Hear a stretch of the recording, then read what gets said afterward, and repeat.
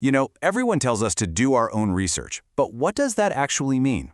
Well, today we're going to build your digital detective kit. It's a set of essential, easy-to-use tools to help you verify what you see online. And let's be real, in this day and age, this isn't just a neat skill to have, it's a must. This quote really just nails it, doesn't it? We are navigating an information battlefield, a place where content is literally engineered to look real, to get a rise out of you, and to spread faster than anyone can possibly fact-check it. Our mission is to learn how to see right through that. And look, this isn't just something for journalists or academics anymore. If you're online, and I mean, who isn't, then you're in the game. And that means you need the right skills to navigate it safely. It's basically a survival skill for the 21st century. And that is exactly what we're going to build right now. We're going to stock our kit with some simple, super accessible tools, and one really powerful psychological habit that I promise will make you a much more confident and critical consumer of information. All right, first up in our kit, checking visual evidence. Think about it. We are absolutely bombarded with images and videos every single day, and they are often the most powerful, most potent form of misinformation out there. So let's learn how to interrogate what we see. To get started, you honestly only need to know about two main tools for doing a reverse image search. They're both completely free, they're easy to use, and here's the best part. Each one has its own unique strength that makes it perfect for a specific job. Okay, so the key here is knowing which tool to use and when. Think of it like this. Use Google Lens when you want to find out where else an image has been. So, is that breaking news photo from a protest actually from a completely different event 10 years ago? Google Lens will find it. But use TinEye when you want to find the origin.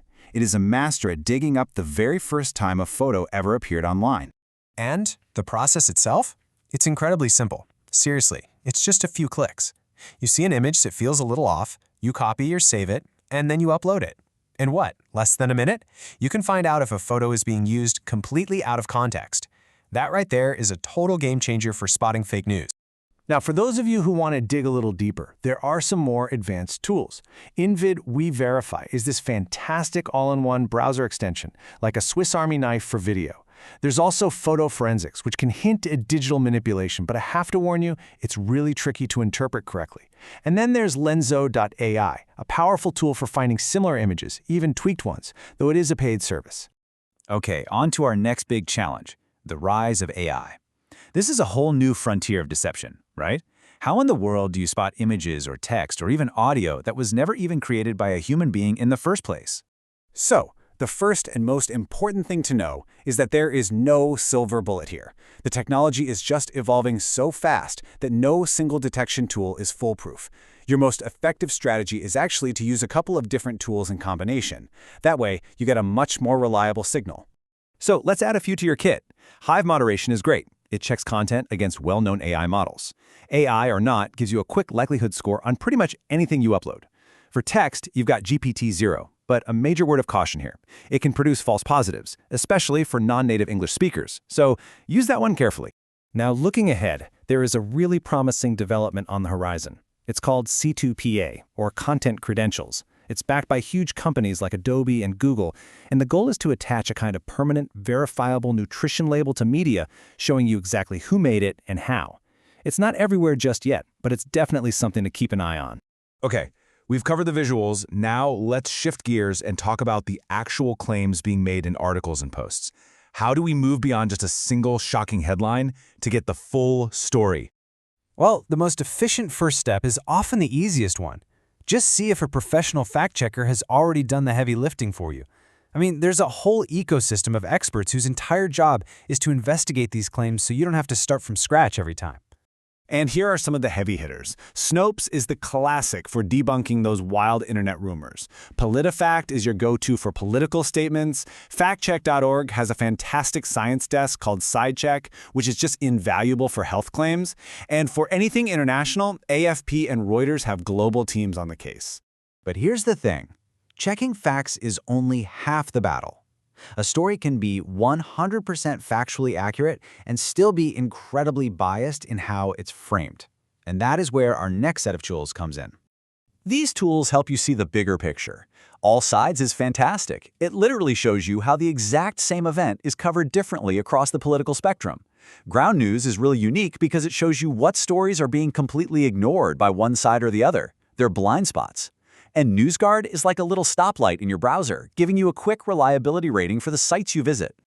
So, we've now packed our kit with software, websites, and browser extensions. But the final tool we're going to talk about? Well, it's by far the most powerful. This is the detective's secret weapon. And what's so amazing about this tool is that it's something you already have with you all the time. You don't have to download it, you don't need to pay for it. And you never have to update it, because the single most powerful tool in your entire digital detective kit isn't a piece of software at all. That's right. The most important tool we have is an internal one. It's a simple, incredibly powerful habit that can change absolutely everything about how you interact with information online. We're calling it the habit of the pause. See, misinformation is designed to make you feel something, angry or scared or even just vindicated.